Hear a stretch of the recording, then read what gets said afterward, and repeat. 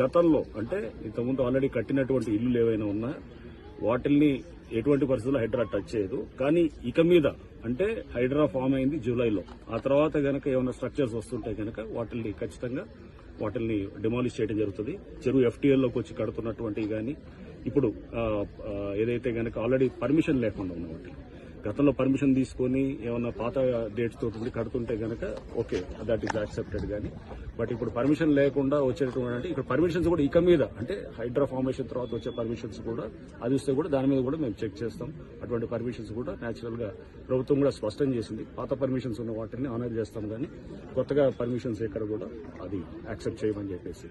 So ప్రభుత్వ పాలసీకి అనుగుణంగా ఈ చెరువులను కాపాడే దీంట్లో మేము డెఫినెట్ గా ఎఫ్టీఎల్ అట్లానే ఎంక్రోచ్మెంట్స్ కాపాడే దిశగా హైడ్రా పనిచేస్తుంది. అండ్ దీంట్లో ముఖ్యంగా ఈ ఎవరైతే పేదవాళ్ళు ఉన్నారో లేకపోతే చిన్నవాళ్ళందరూ కూడా ఆక్యుపై చేస్తున్నారో వాళ్ళని ఎటువంటి పరిస్థితుల్లో డిస్టర్బ్ చేయడం కూడా వాళ్ళకి చెప్పడం జరిగింది. సో దీంట్లో ఎవడన్నా వచ్చి రేపు తప్పుడు ప్రచారం చేసి మీ ఇల్లులంతా కూడా కూలుస్తారంటే దయచేసి నమ్మొద్దని కూడా నేను చెప్తున్నాను. ఆల్రెడీ మీరు ఎప్పుడో కట్టుకునే ఇల్లులు అవి అనాథరైజ్ అయినా ఆథరైజ్ అయినా పర్మిషన్ ఉన్నా పర్మిషన్ లేకున్నా కానీ వాటిని కూలగొట్టదు.